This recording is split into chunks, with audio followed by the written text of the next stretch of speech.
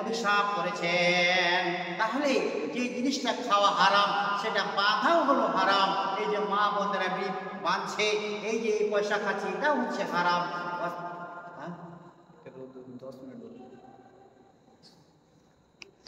ঠিক আছে। তো এই যে মা বোনেরা বিড়ি বাঁধছে, এই পয়সাটা কি হালাল বলেন? আজকে আমরা আমাদের মা বোনদেরকে আমরা বিড়ি বাঁধতে লাগিয়ে দিয়েছি এবং আমরা কি করছি? আমাদের মা বোন মহিলা সমিতি করছে। আচ্ছা বলেন, এইগুলি কি হালাল? এইগুলি সমস্ত হারাম। তাহলে আল্লাহ রাসূল বললেন, যারা নেশা তৈরি করে, যার জন্য তৈরি করা হয়, যারা সেই বাসনটাকে উঠালো, যার জন্য ওটা হলো, এবং যারা কি করলো, এটাকে বিক্রি করলো, এবং যারা ওই বিক্রি করে যারা ওই পয়সাটাকে যারা খেলো, আল্লাহ রাসূল 10 শ্রেণীর মানুষকে অভিশাপ করেছেন, লানাত করেছেন। আহারে, আজকে আমরা আমাদের মা বোনদেরকে বিড়ি বাঁধতে লাগিয়েছি, এবং শুধু তাই নয়, এই মহিলা সমিতি জড়িয়ে দিয়েছে, আমরা কি করেছি? সুদের কারবারে জড়িয়ে দিয়েছি। আল্লাহ রাসূল বলেন, হারাম আল্লাহু রিবা ওয়ারবি সাদাকা, আল্লাহ রাব্বুল আলামিন সুদকে হারাম করেছেন, এবং সেই আপনার সুদকে আল্লাহ রাব্বুল আলামিন হারামাল্লাহু রিবা ওয়া হালাল্লাহুল বাই'a ওয়া হারামার রিবা, আল্লাহ রাব্বুল আলামিন ব্যবসা হালাল করেছেন এবং সুদকে হারাম করেছেন।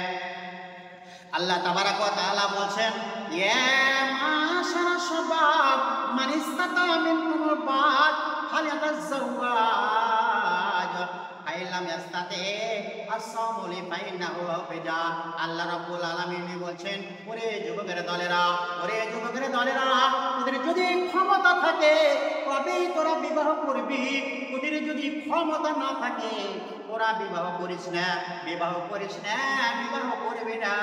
তোরা রোজা রেখে রেখে রেখে রেখে তোদের জীবনটাকে ক্ষয় করে দে, তোদের যে জৈবন ক্ষমতা আছে, শক্তি আছে, সেটা তোর দগ্ন হয়ে যাবে, কমজোর হয়ে যাবে, তবু তোরা বিবাহ করবি না।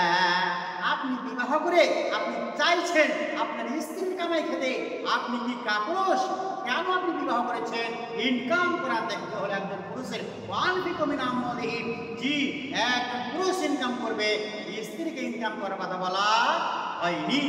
আপনি বিবাহ করে আপনার স্ত্রীকে আজকে বন্ধন ব্যাংকে লাগিয়েছেন, সমিতিতে ভরে দিয়েছেন, আজকে বিড়িতে লাগিয়ে দিয়েছেন, কি আপনি চোখ চালু করেছেন? এই সমস্ত যে হারাম, সুদ যে হারাম, আল্লাহ রাসূল বলেছেন, জি, কোন 70টা সুদের শাখা আছে, কোন শাখা আছে, তার মধ্যে সবচাইতে ছোট গুনাহ হলো মায়ের সঙ্গে জনা করে যে গুনাহ হয়, এতটা গুনাহ হবে, নাউযুবিল্লাহ। আমরা বুঝতেই পারছি না যে সুদটা কি জিনিস। আজকে আমরা আমাদের মা বোনকে বিক্রি করেছি। দেখেন, এইগুলো হলো কি আমেরিকার চক্রান্ত, যে মুসলমানের মেয়েরা ঘরের মধ্যে থাকবে আর আর হিন্দুদের মেয়েরা বাইরে ঘুরবে, সামথিং কিছু অর্থের লোভে আজকে আমাদের মা বন্ধুকে বাড়ি থেকে বের করে দেওয়া হয়েছে। মাথায় কাপড় থাকে না, আর একটা ব্যাগ ঝুলাতে আর অফিসের সামনে হেসে হেসে কথা বলে, আর কত রকমের রং বেরঙের কথা। আর আপনি কাপুরুষ, আপনি মাঠে ঘাটে কাজে যান, আর আপনার স্ত্রী টাউন বাজার মার্কেটে একা একা ঘুরে বেগ ঘাড়ে করে মাথায় কাপড় দেয় না। কি সুদের যে কারবার হারাম, বিড়িটা যে আপনার জন্য হারাম, এইগুলি হারাম। অতএব একজন পুরুষকে দেখতে আছে, পুরো ইনকাম করবে, আর তার ইনকামে তার স্ত্রী কি করবে? সংসার মেনটেন করবে, সংসার চালাবে। খাদেমের বিভাগ হচ্ছে একজন মহিলার, এবং ইনকামের বিভাগ, ইনকামের ট্যাক্স হচ্ছে একজন পুরুষের।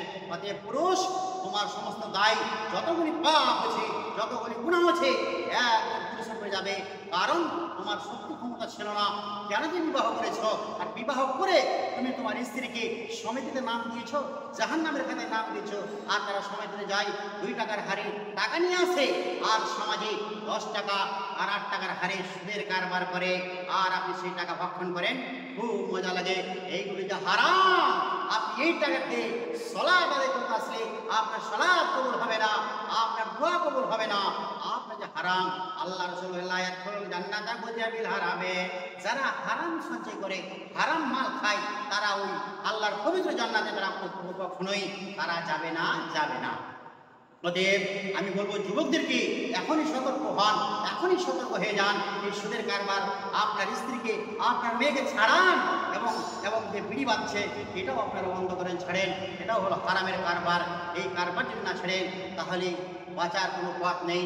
আমাদেরকে সোজা রাস্তায় যেতে হবে, জাহান্নামে চলে যেতে হবে।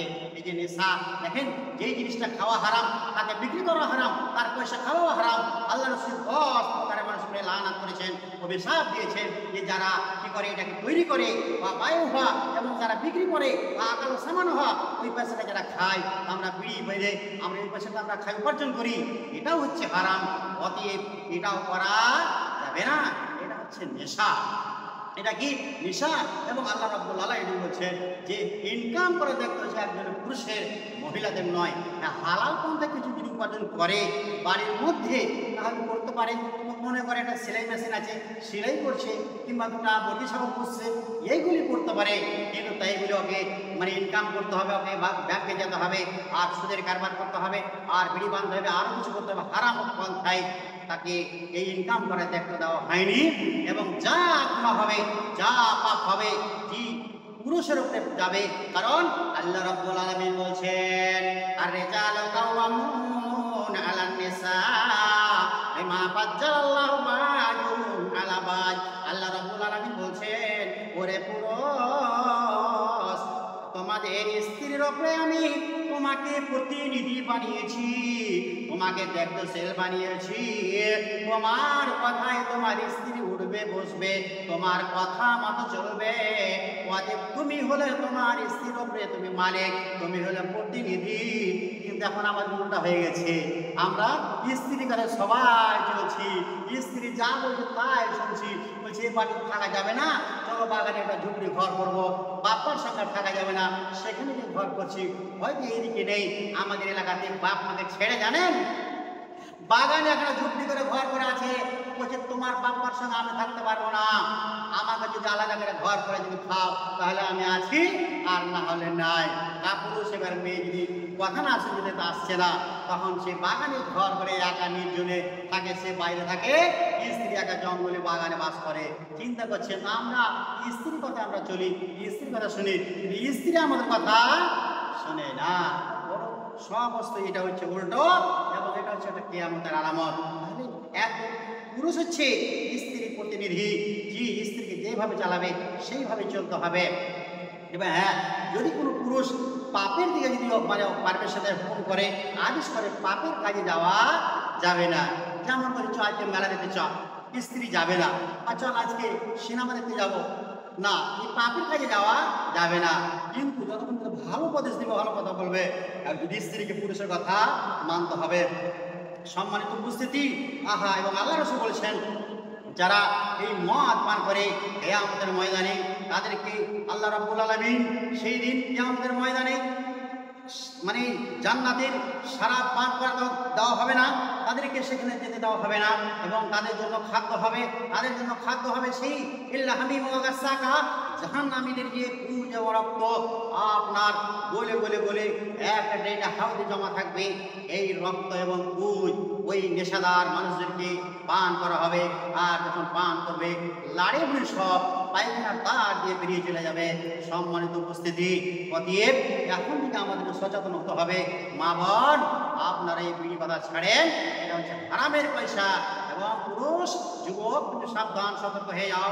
ইনকাম করা দেখতে হচ্ছে তোমার, অতএব তুমি ইনকাম করবে, তোমার ইনকামে তোমার স্ত্রী সংসার চালাবে। সে তাকে খাদেমের বিভাগ দেওয়া হয়েছে, বাড়ির বিভাগ দেওয়া হয়েছে। অতএব তোমার ইনকামে তোমার স্ত্রী সংসার চালাবে। অতএব ইনকাম করা দেখতে হচ্ছে তোমার। আল্লাহ বলছেন রিজালু কাওয়ামুন আলান নিসা, জি একজন স্ত্রীর উপরে পুরুষ হচ্ছে প্রতিনিধি, সেই হচ্ছে মালিক। অতএব আপনাকে ইনকাম করে দেখতে দেওয়া হয়েছে, আপনি ইনকাম করেন, হালাল পন্থায় রুজি উপার্জন করেন। আপনি অল্প ইনকাম করেন, 3 টাইম না খেয়ে 2 টাইম খাওয়ার খান, হালাল রুজি খান, তাহলে হালাল রুজির মধ্যে বরকত আছে, আপনার সালাত কবুল হবে, আপনার দোয়া কবুল হবে। অতএব এই রুজির মধ্যে আপনার বরকত রয়েছে। হারামের ইনকামে বরকত নেই। আপনি কোন দিক ইনকাম করবেন, কোন দিক দিয়ে হারামে চলে যাবে আপনি বুঝতে পারবেন না। শেষের বেলায় দোয়া করব রব্বুল আলামিন যাতে আমরা হালাল পন্থায় রুজি উপার্জন করতে পারি। আমাদের স্ত্রী, আমাদের ছেলে, আমাদের মেয়েদেরকে যেন সে হারাম পথে যে উপার্জন করছি, যে বিড়ি পাচ্ছি, কিংবা এই যে আপনার মহিলা সমাজে টোকরা করছি, এইগুলি থেকে যেন আল্লাহ রাব্বুল আলামিন আমাদেরকে হেফাজত করার বাঁচার তৌফিক দান করেন। আমিন, আল্লাহুম্মা আমিন। আসসালামু আলাইকুম ওয়া রাহমাতুল্লাহ।